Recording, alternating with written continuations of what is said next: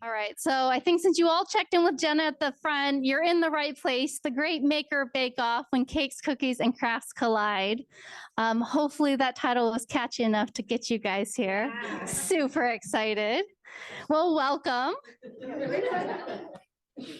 All right, so before we get into the details, I feel like life is like a layered cake. So when I make cakes, there are all these different layers, not just the layers of the cake themselves, but you have a cake, you have the cake soak, which is sometimes called the milk soak to keep it moist and add some flavor. You have frostings, you have mix-ins, and you have crumble that gives it a little bit of a texture. So when you think of all of those layers, think about how many different combinations you can come up with, okay? So at your tables, what I want you to quickly do is think about these 5 different areas of either a cake you've had or a cake that you wanna make up, and kind of just think of like, what would be your ideal cake flavor combination? So just take a couple minutes and think about that and kind of create a cake for your table. All right, who will share their cake? Yes. We have tres leches with 3 layers in between. So a mango mousse layer, Ooh. a vanilla mousse layer, and then the traditional tres leches. And then on top we want whipped cream, graham cracker crumbles, and coconut flakes. Wow. Oh, nice. I like it. All right, what are some other cakes you came up with?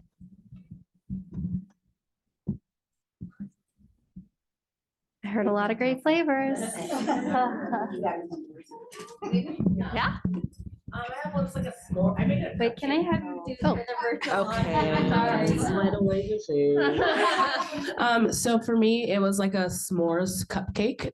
So the bottom is a graham cracker crust, and then the middle part is just like a chocolate cake or a cupcake, and then the frosting is a marshmallow frosting. Then you just kind of sprinkle more chocolate and graham crackers on top. I love it. I can't texture thing. Is the marshmallow toasted? Yes. Do you use love it. Did you bring us sample? Samples, maybe next time. All right, what other, you guys are coming up with some great flavors. What'd you come up with? I know, but I'm not sure how it's gonna look like. But anyway, so we have ice cream cake. Wait, here's gonna for the virtual one. We have ice cream cake. We have pistachio, maybe some kind of pistachio fillings, lemon cake, fresh strawberries, whipped cream. But we cannot agree on having coconut flakes, pineapples, Oreos, and some kind of guava. So we don't know how they fit in. Have no idea how that fit in, but we'll figure it out by the end of the day. Okay, yes, almost too many options. All right, let's see, who hasn't gone yet? Is your table come? We just liked your fun funny thing. That was How good it was. It incorporated a lot of things that we liked. 'Cause it's like partly naked, and then partly like no frosting. Okay, you like the sprinkles? Okay, sounds good. How about this table? When we came up with chocolate with coffee, sorry. a chocolate cake with strawberries in the middle, with fresh strawberries, whipped cream icing, and there was some talk of caramel somewhere, but I'm not sure. Okay. Yeah, not a lot of crumbles. All right, any other cakes that you want to share? Okay, what did you guys think about this activity? When you think about creativity in layered cakes? Enticing? Something that you guys want more of? I saw the discussion start right away. I saw the writing come out right away of all the different flavors. And here, not knowing, you had so many options where to go to next. And that's really helpful with creativity. That's one way to kind of spark the creativity, because you may look at it as only like 5 different things, but look at how many different options in itself you can come up with. So one of my favorite cakes, so I did make this funfetti cake. This is one of my creations. But I did also make a peanut butter ono shake cake, and that's what I call it. So for those of you that ever went to Hawaii, there's a place called KC Drive-In that used to have these peanut butter ono shakes. You could get vanilla or chocolate, but they also served waffle dogs. So it was basically a hot dog, and they had this unique iron press that had a waffle bun, basically. And I love waffles. So to kind of bring that story to life into a cake, I made a chocolate cake with peanut butter frosting. I think I did just I had peanut butter extract. So I made that into my cake soak. And then I made a waffle crumble to go on top. So I had all those essence in that story, all in a cake. And you could just imagine all the things that you had, experiences, maybe, you remember going to your favorite restaurant or a favorite experience or vacation somewhere, and bring that to life in some way, whether it's with baking, which is the way I like to do it, or if it's in your classrooms. So we'll kind of talk about that today, how you can do that, what you're already doing, and how we can kind of foster that creativity. All right. So as for me, my name's Rachel Okazaki. I am a physical therapist. I've been working in special ed for over the last decade. I used to work for the County Office of Ed, but now I have my own company, Atypical Physical Therapy and Wellness. I'm also the Makerspace Coordinator at Krause Center for Innovation. And I'm the creative director at the Hangry Moose, my bakery for the last 5 years. And it's so yummy.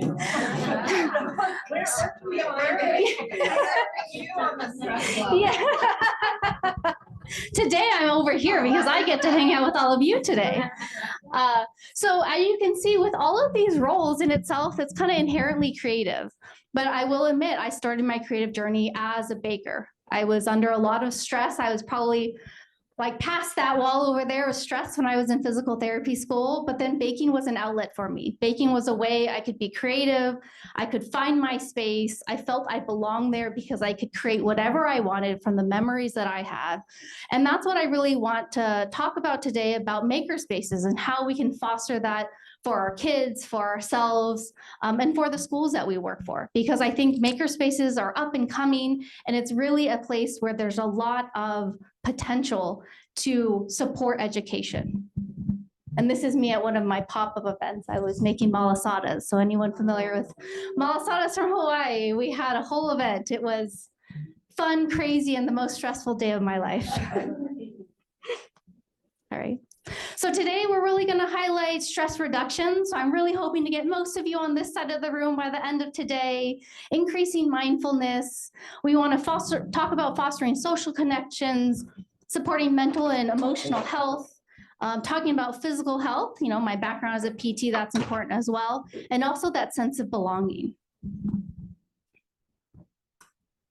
So what is a makerspace? So definition on Google. Makerspace is a collaborative workspace inside a school, library, or separate public or private facility for making, learning, exploring, and sharing that uses high-tech to no-tech tools. Now, if you take away the word makerspace, or the first part of it, I feel like the making, learning, exploring, that happens in classrooms every day. So you don't necessarily have to have a separate makerspace for all of this. It really comes down to the maker mindset. And I think that's what all of us as educators have, but how do we kind of foster that in a way to translate to our students so it's not exhausting on us, it's not more of a mental load on us, but also just supports our students in a way where they can find their place in the classroom, in the curriculum, kind of in their community as well. So maker mindset is a mindset that embodies notable curiosity, resilience, open source mentality, a desire to play, and an interdisciplinary approach to projects. All right, so everyone have their writing utensil? All right, so you'll see we have 2 posters, and then we'll have this whiteboard here. So there are some whiteboard pens. I want you to go around the room. So we have 3 different areas about belonging, social connection, and stress reduction. I want you to think of things that when you come up here, what are things that you do to help reduce stress? Either you do in your classroom, you do personally, or maybe you suggest to your students. And then when you go to the corner back there for social connection, what are things that bring you social connection? Whether it's hanging out with friends, sharing a meal, going on a hike, all of those things. And then right over here, the last one, belonging. What are things that either you've done to include or allow others to feel that they belong, or what are things that others have done for you where you feel a sense of belonging? So this is something we'll kind of share out and we'll come back together. So hopefully we can share strategies with each other. So go ahead and walk around the room, fill out those things, talk to others if you're getting a little stuck, and then we'll go from there. All right, we'll go ahead and come back together. We're going to start with the stress reduction. Thank you, everyone, even the online participants, for chiming in. We're going to have a lot of good things to discuss. So here, just on the stress reduction on the board, we have so many great things, and we're seeing some themes as well. I'll admit I've really got sucked into Korean dramas. Is anyone else watching Alchemy of Souls? Oh my goodness, it's so good. I'm still on season 1. No, I had to set a timer. Yes, just a warning. See, there's 2 seasons. Season 1 has 20 episodes and they're over an hour each. So if you're a binge watcher, maybe you shouldn't. It's tough because a whole weekend can go by and you haven't even made it through a season, but it's so good. It's so good. Anyway, I don't have a dog, but I do see things: walking the dog, playing or hugging your pet. Those are all great things. I steal my brother's dog for the weekend sometimes, or I walk with Ren sometimes. That's always been fun. Planning travel. Who has some travel plans? Yeah. Who wants to plan travel soon or needs to? Okay, definitely. That might be something we need to do. Having a glass of wine, binging on Netflix, knitting or crocheting, reading a book with music, walks, yoga is also a really good one. Spending time in nature. I absolutely love that. I'm part of a hiking club. Dee Dee and I have gone hiking together, and there's just something very transformative for that for me. I love redwood forests. So all of these things are so helpful in so many ways, and I definitely see that. Now, with these things, and then online, people are telling, that they talk to others to help reduce stress. Doodling. Any of you try Zentangle? I just learned about that maybe a couple months ago. That's when you're just kind of doing meditative art, where you're just doing like repetitive lines and circles and shapes. It's a whole lot of fun. Music, deep breaths, more walking. Now, of these things that you see here, what are some things you think you can incorporate in your classrooms that's reasonable? Definitely. Hallmark movies. Not Hallmark movies. Okay, yeah, no Hallmark movies in the classroom. Yeah. Music, absolutely. Having music available throughout the day. How many of you currently play music in your classroom? If Jack Hartman. Uh-huh. Most of the views are from my class. Okay, got it. Is there any barrier into you playing music in your classroom? I'm just kind of curious. Well, I mean, I have a lot of different kids in my room. At one time, I do special education, so there's some kids that it's too much for them, or some kids it's distracting, some kids it's relaxing, some kids it's calming. So it's like to find the right volume that everyone can still be productive in the room space. Yes. But I like music, but that's the reason why I don't, because I know for some it's really distracting. Yeah, and that's a good point. And in special ed, definitely, and even not in special ed, you probably talk to your students. Any of you that are in general ed, you might say like everyone will have a different preference on type of music that they listen to. Like I'll admit, when I bake, for whatever reason, it's country music when I bake, because that is just the right tone and the right rhythm for me that I get through the baking. I don't usually listen to it other than that, which is very interesting. So yeah, study music. Each of you may have the music that you relax to versus the music that you're at the gym doing your cardio. So yeah, the variety of music is going to make a difference. Anyone else find other barriers? Yeah. The meditation / breathing. You could incorporate that in. Yeah, absolutely. You want to share more on how you've implemented it? So I had a study skills class at the time, and I was like, okay, so at the beginning of the week and at the end of the week, we're gonna try this meditation. Oh, Sorry. Thank you. I had a study skills class at the time, and I tried it. We did it at the beginning of the week and at the end of the week. And I am not like a leader of like meditation. I was like, how am I supposed to do this? But I just kind of like just jumped into it. And I found different YouTube meditation things. And I talked to the students about them after and like, okay, do you guys like this one? What kind do you like? Because like some of them were like, yeah, I want the ocean one with the sounds and the person talking. Others wanted the forest. So then we got into it. And then you have to do it too, right? You can't like be there in the room and they're all closing their eyes and then I'm just looking at them and they open their eyes. So like you have to like buy in and like make yourself vulnerable in that moment. At the same time, you have to trust that your students are going to do something that they shouldn't be when your eyes are closed. Yeah, I think that's great. I love it. Just to add on, I've been doing a lot of meditation too. If anyone wants a curriculum, there's a whole free curriculum called Smiling Mind. It's made in Australia and they have all different grade levels and stuff. So just Google Smiling Mind and you'll find meditation, mindfulness curriculum. Thank you. Oh, that's fantastic. I love it. Yeah, and that's a great one that you're not having to leave your classroom for that. You're not having to buy anything extra. You might need to access some curriculum, which is great. Or there are some of those things on YouTube or maybe some apps that you have. So those are really, really helpful. Is there anything else on here that you notice that you might be able to incorporate? We'll go you first and then We did a lot of exercise in my class. I had first, second, and third graders. And so we would always just pop on YouTube and we would play the Would You Rather.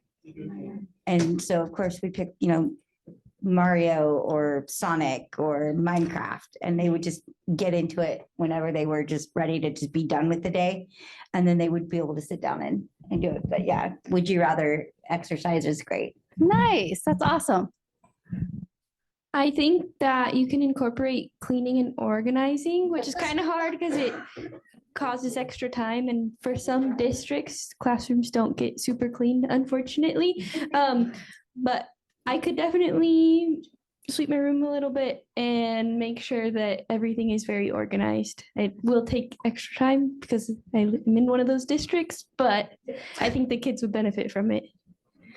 Yeah. Are you saying you want to do it or your kids will organize and clean? So Or both? I will keep the room organized so that their Good. minds can. Ah, got rest. it. Yeah, nice. I was gonna say, yeah, get them to do some chores. I'll probably try the doodling because you know how the preschool kids, they hate writing. So that's very unstructured and you can never go wrong with anything that they make and they might start liking it. Yeah. And that's a great point that you bring up. With a lot of these things, I think it's sometimes, or I find for myself, as I've gotten older, it's like I have to do it the right way, or I have to do it very structured. But having that unstructured time, whether it's exercise, dance, music, any of these things, like an unstructured hike, like don't get lost. I try to make sure I'm on all trails so I don't end up somewhere random, but that you kind of just head in a direction and let it take you. So it's not that you had to achieve X amount of miles.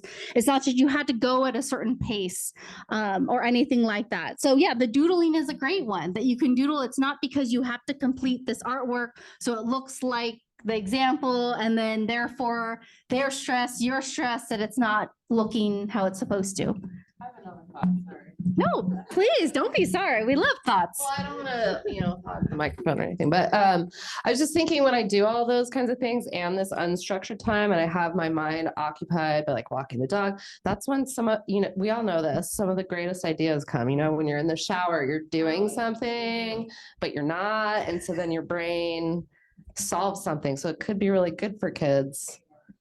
Maybe they were struggling something early in the day. We give them a little unstructured time and all of a sudden they're like, I get it now. Yeah, definitely. With play, you think about in elementary school, preschool, elementary, you have a lot more playtime. As we go through the schooling system, at least from what I can remember, it's like, okay, more academics. And then you're losing some of those electives, like the arts and the music. Sometimes that gets cut off or that becomes a chore. How do we incorporate some of that? It looks like all of those electives are sitting right here for us to be able to incorporate.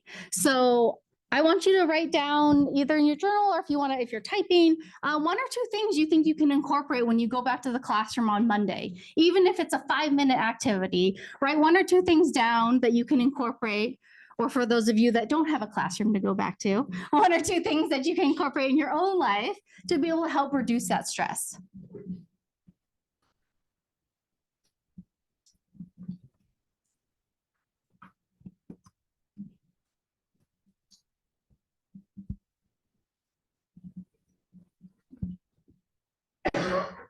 All right, we're going to move on to social connection back here. Oh, I see happy hour written nice and big at the top. I like that. Happy hour, sharing a meal, getting together with friends, reconnecting. It looks like a lot of connection, which makes sense for the social connection piece. Trying new restaurants, a Secret Santa exchange during the holidays, a lot of hiking, a lot more. I see some of the same things from the stress reduction, playing with the dogs, allowing others to speak and be heard for that social connection, laughing, cooking together. Oh, and just being here with all of us. That's really nice. How many of you kind of relate, like, well, how many of you like happy hours? Only some? Okay, no. And that's one thing with sharing a meal. That's a big thing that I've learned. And then you think about at school, lunches, break times with the kids, their social connection, their social hour, happy hour are during those times. How can we support some of those times, especially when, you know, we want to make sure they're not getting in trouble, but at the same time, foster those connections. Have you guys tried anything with your students to foster social connections during those unstructured times? I've had a few students ask if they can eat lunch in my classroom with me. So we kind of just have a special lunch date and watch a movie or just talk about any and everything that comes to their minds, and they love it. And I have a few kids this year again who want to do it. So it's just kind of something I do sporadically, but the kids seem to really enjoy it. Nice. That's fantastic. They must love that. Anything else? What else have you tried or seen during social hour, lunches or breaks?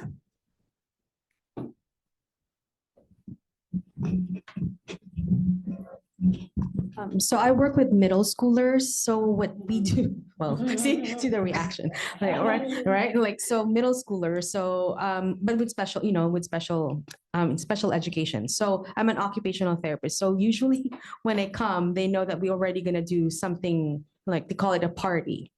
I think it's a positive and a negative, like they call it a party.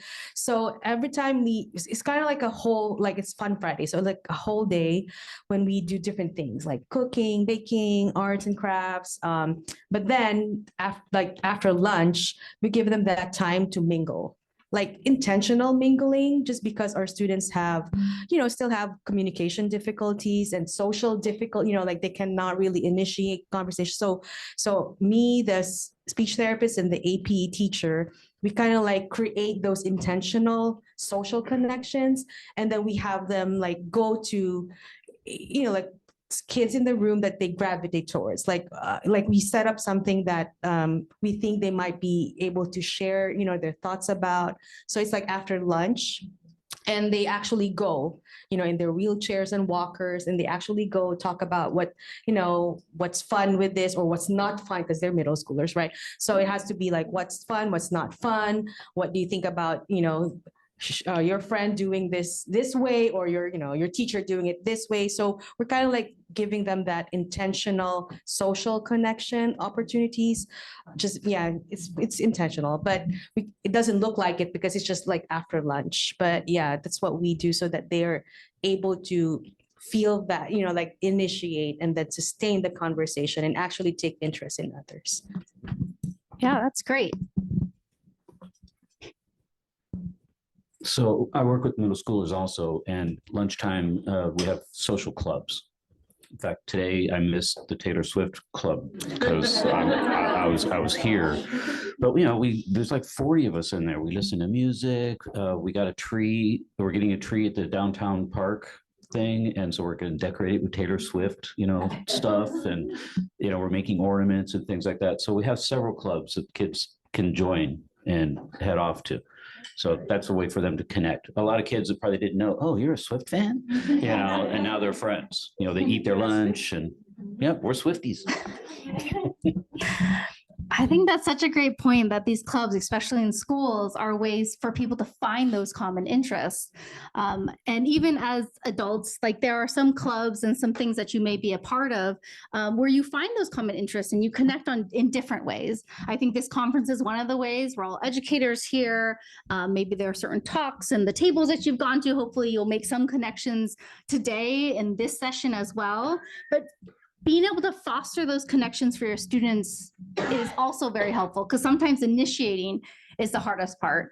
I could talk from personal experience. We all kind of know that once you become an adult, it's a little bit harder to make friendships because just of your lifestyle and you're not surrounded by that many people and having those conversations to know what do we have in common? So I think starting to think of it that way, not only for yourself, but your students, how can we even initiate those conversations so they can start finding those connections? All right, the last one here is belonging. All right, so we have, let's see, find something to love in every student, our online participants share discussing shared interests, learning about others, inviting others, smiling, welcoming others, having some vulnerability, respect, positive compliments, in community, acceptance. Oh, here we also have joined a club. What I'm finding is the connection between the three of these is that kind of a lot of the things that reduce stress can also be incorporated with the social connection, which also then fosters a sense of belonging. How all of these are interconnected somehow. And that's really what the makerspace and maker mindset can really foster for you in your classroom. So when we think about belonging, we want to think about feeling welcome, feeling a part of something. And it doesn't always have to be a part of like a bigger thing. It could really just be a part of like, where do you feel that you fit in? Because I think a lot of the times we have students that struggle with that. And for those of you, I guess I should ask, how many of you have a makerspace at your school? Couple of you? How many of you know that you have makerspaces in your district at least? Maybe not your school? A few more? Okay. So for those of you that work at the county office, we do have one here, and Jenna, thankfully, is our makerspace coordinator here at Santa Clara County Office of Ed. She and I have been able to work very closely together. And so we want to start bringing that makerspace mindset into our classroom, even if we don't have a separate space for that. So incorporating all three of these as we think about it, how can we design our projects that allow for collaboration, that allows for freedom of thought, innovation, prototyping, that we don't have that end goal in mind. We just have this idea of where to start and how to get there. And then as we foster that amongst our students, I think it really helps that we foster that in ourselves as well. Because if we have that open mindset to be able to kind of explore the vast possibilities out there, then we're able to support our students a little bit better.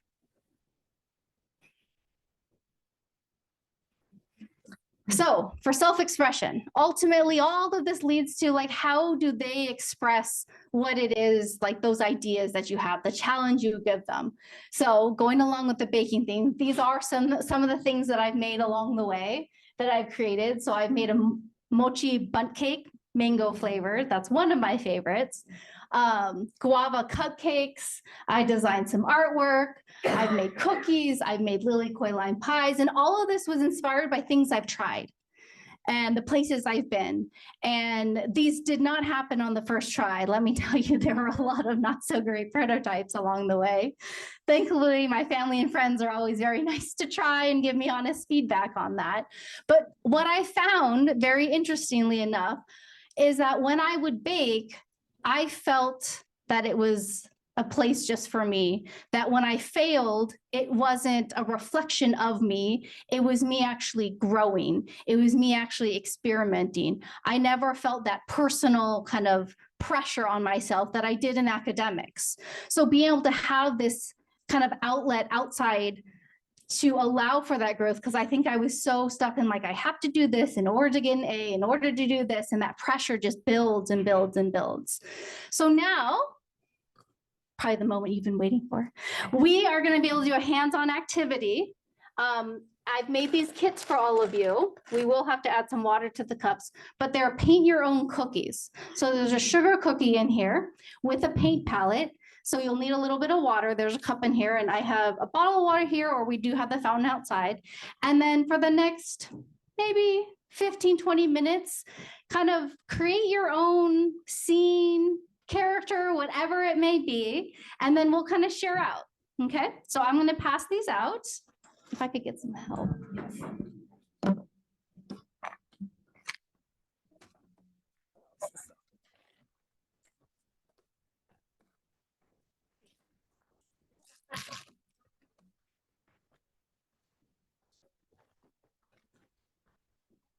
To see what comes out. Thank you. Everything's good. Oh, it's in here. Never mind.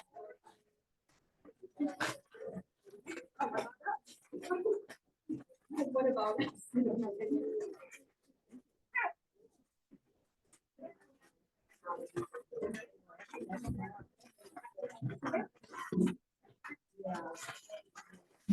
So in each kit, you should have a cookie, a paint palette with a brush, and a little cup, and that's where the water will go. So you can either add your own water. I do have this water bottle here if you want to fill your cup. All right, let's go ahead and come back together. Hopefully everyone had a chance to finish and letting their cookie dry so you could take it back with you. So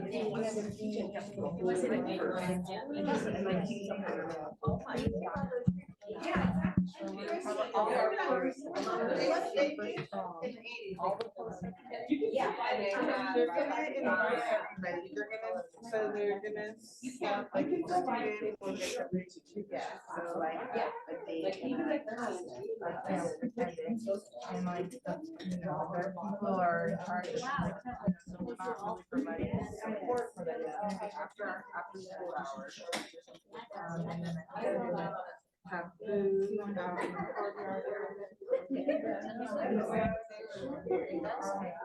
and then Okay, as we're finishing up, we're gonna do that same activity we started with. If everyone can go ahead and stand up. And we're gonna measure our stress levels now. Again, the front of the room being 0, all the way at the back with the mask is gonna be a 10 out of 10.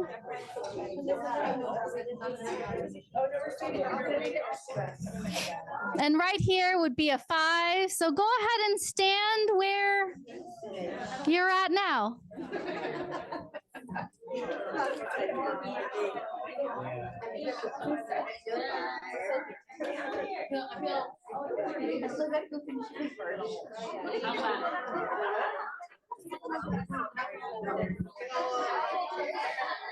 So go ahead and talk with some of your peers to kind of talk to them how it changed, what changed for you. No,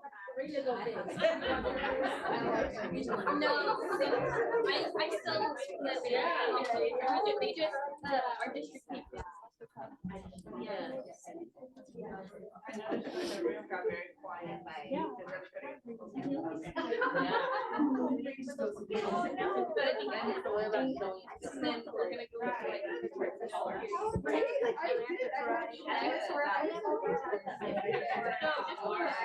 But I just like little things.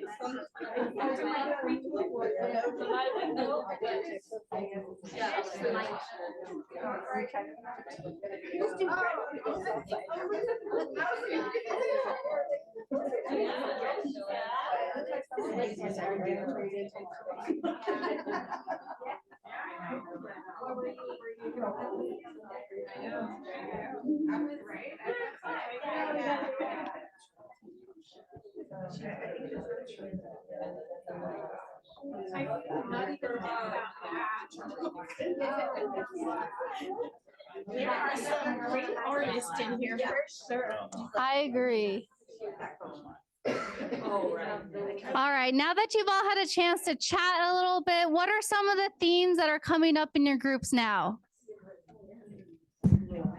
Did a relaxing.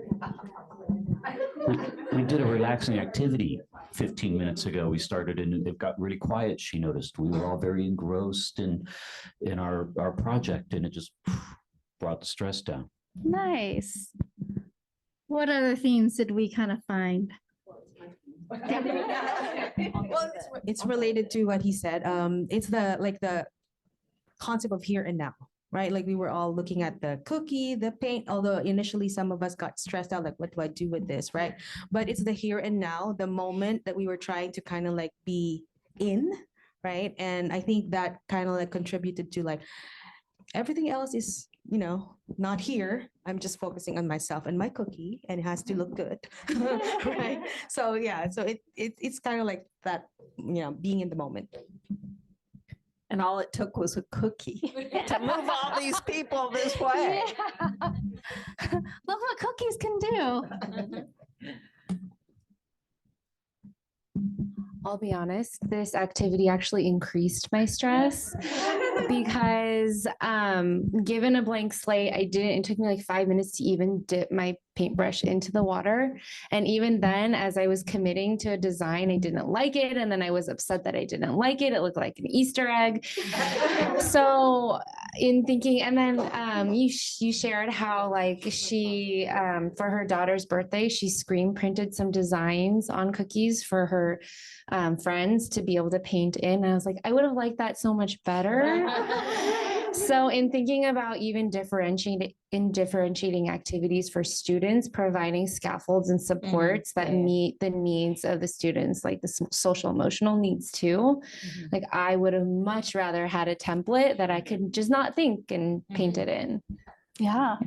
No, I think that's a great point you bring up, because something that can be so relaxing, and I think I even heard in the discussion for the stress reduction, some it may be very relaxing. Others are just like, oh, that's stressful for me. I know knitting and crocheting, that's kind of like you love it or you hate it. It's either the most relaxing thing or you're just like, I just can't. That just makes it worse for me. So knowing that things that you may come across, some of the curriculum, even some of the meditations may not be relaxing for some of your students or even yourself. So I think that's great that you brought that up. Knowing that about yourself, you're more aware of that for students. So I think that's definitely something to come across for all of you, is as you're showing up in your classrooms, as you're noticing how your students are, how they're coming that day. And, it can also change day to day or with the seasons, depending on what's going on in your life, what their background is. We don't know their experience with some of these things. Maybe hiking, was a punishment for some kids growing up. So it's not going to be relaxing for them. Water play, things like that. So just being aware, noticing the signs. We don't expect you to know it all. We don't expect you to be able to know all the triggers for your students, but having that awareness, what you've kind of collected today, I think will just help you, that much better in the classroom to show up in a way that's going to be responsive to your students' needs. So go ahead and take a seat.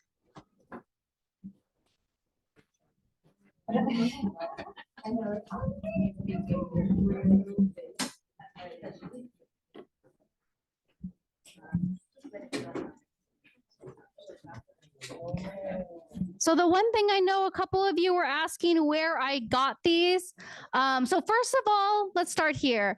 If you want, as my PT company, we also have a community online. If you want to sign up here to be a part of the mailing list, just to hear the different activities and things that we're doing, please go ahead and scan this QR code. If you want my personal contact information, you can scan the QR code on the right. That will just put me right in your contacts. It'll have my email address, my LinkedIn, depending on where you want to stay connected. I'm on Instagram and on LinkedIn mainly, or you could just shoot me an email. That's probably the quickest way to get a hold of me. And then as far as, I'll tell you now, but if you want me to email you the link, just shoot me an email. I could email you the direct link. But I bought it from the Cookie Countess store on Amazon. It honestly only has one review right now, but that company in itself has its own website, so I think they're new to Amazon. But it was great. I got a variety pack of all of these. You'll notice that they aren't all the same. I think I got 4 or 5 different ones, and then they came with the brushes. So I put the little packs together in these little baggies, but they come with 60 palettes and then 60 brushes, and it was, how much was it? $37. Yeah. On Amazon. Oh, the place is called the Cookie Countess Store. Countess. Every time I've done it, I've gone straight to their website, and sometimes you can find their things on sale. Yeah, they do have some things on sale on the website. They didn't have the variety pack online. That's the only reason why I got it through Amazon, and I needed it right away. But definitely, they have. If you have certain colors, like I think some of you had fall colors, they have primary colors, different things like that. So depending on the theme that you're looking for, and I want to say there's at least one that they have 6 different colors instead of the 4. So again, depending on the activity that you're doing. And they said online, now these cookies are a little bit bigger, that usually one paint palette can do 2 to 3 cookies depending on the size. So also keep that in mind that if you're having a party and you have a couple different cookies, it can last a little bit longer. You'll probably see that you have more color. So are there any questions? I feel like the energy is nice and calm now at the end of the day. And to add to your wellness, we'll let you go a few minutes early if you needed to leave. You need to take a breath, have some water, stay hydrated. And thank you so much for coming. I really appreciate it.